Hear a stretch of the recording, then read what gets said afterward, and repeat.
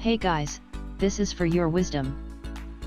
This video we are gonna talk about upcoming Marvel movies for 2020 to 2022 years. The New Mutants. Fox has slowly been building a cohort of young actors to take over the X-Men movies when longtime cast members like James McAvoy, Michael Fassbender and Jennifer Lawrence inevitably exit the franchise.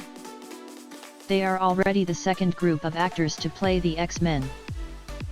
Ian McKellen, Hugh Jackman, and Halle Berry were among the first group. The New Mutants adds a slew of new actors into the franchise, including Split's Anya Taylor-Joy, Game of Thrones' Maisie Williams, Stranger Things' Charlie Heaton and 13 Reasons Why's Henry Zaga. But reshoots on the film and Dark Phoenix's bleak box office have led to a number of delays in this film's release and even rumors that it will go straight to a streaming service.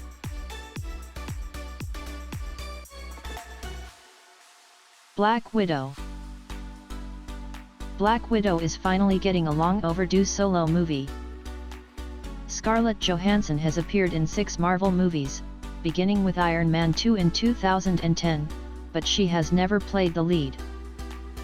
Johansson announced at San Diego Comic-Con that Black Widow will occur after the events of Captain America: Civil War and take place in Budapest. In footage shown to the Comic-Con crowd, Black Widow fights a character named Yelena, who also takes on the name Black Widow in the comics, and the villain Taskmaster.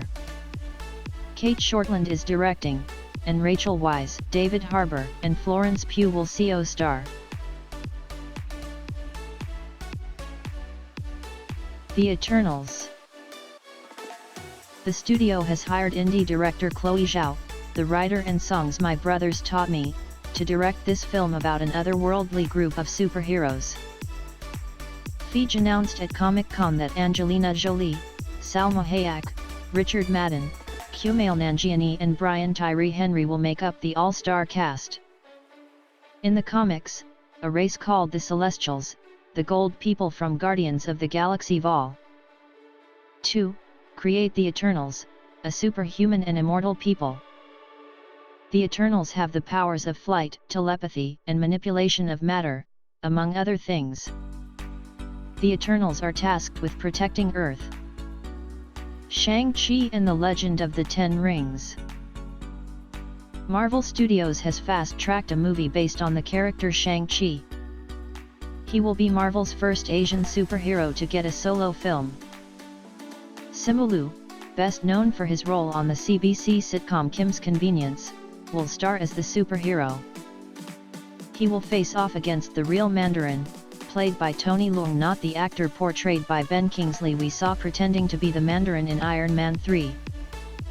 Awkwafina also has a yet-to-be-announced role in the film. Marvel has tapped 2 up-and-coming filmmakers for the project. Screenwriter Dave Callaham, who also wrote the upcoming Wonder Woman 1984, will write the screenplay. Short-term 12 director Destin Daniel Cretton will direct. Executives likely hope that Shang-Chi can make as big of a cultural impact as Black Panther did. Doctor Strange and the Multiverse of Madness. Doctor Strange is getting a sequel, and given its title, it sounds like Marvel Cinematic Universe fans are about to be introduced to the multiverse. Benedict Cumberbatch will reprise his role as the hero, and Elizabeth Olsen, who has starred as Wanda Maximoff/Scarlet Witch in the Marvel movies, will join him. Previous Marvel films, like, minor spoiler alert, Spider-Man: Far From Home, have poked fun at the idea of parallel universes where different versions of the same heroes exist. But that seems to be the way that the movies are headed. Especially if the writers plan to eventually introduce the X-Men to the Marvel Cinematic Universe without having to explain where they've been hiding for the last decade or so. Spider-Man Homecoming 3.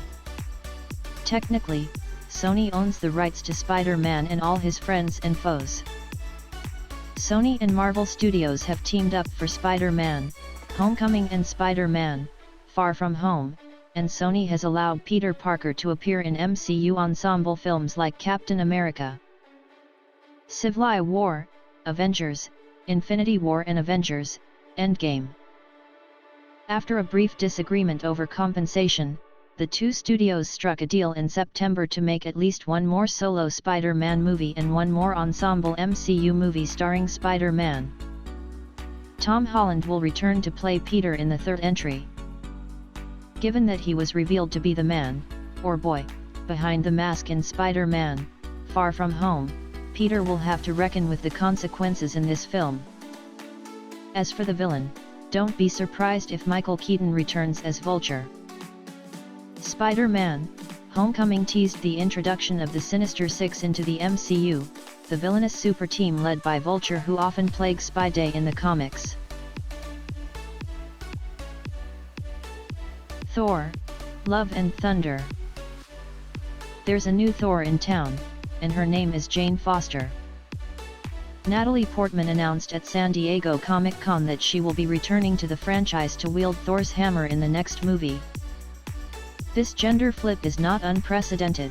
A female Thor took up the mantle in the comics in 2014. Chris Hemsworth will also return, as will Tessa Thompson, who confirmed again at Comic-Con that, yes, her character Valkyrie is queer. Valkyrie, she says, is the new ruler of Asgard and is looking for a queen in the next movie.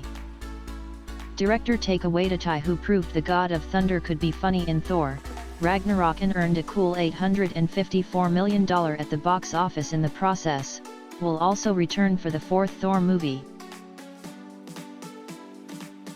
Black Panther 2. Marvel Studios head Feige has already confirmed that Black Panther 2 is definitely happening. Ryan Coogler has already signed on to write and direct the sequel. Presumably, Chadwick Boseman, Lupita Nyong'o and the rest of the first film's stars will likely sign on for a second movie. Feige also teased possible spin-off films for some of Black Panther's standouts, including Black Panther's genius younger sister Shuri, Letitia Wright, and badass warrior Okoye, Danai Gurira. I think Shuri's astounding, and you'll see much more of her in our universe, he told Entertainment Weekly. Okoye: I think I'd watch 3 action films just Okoye.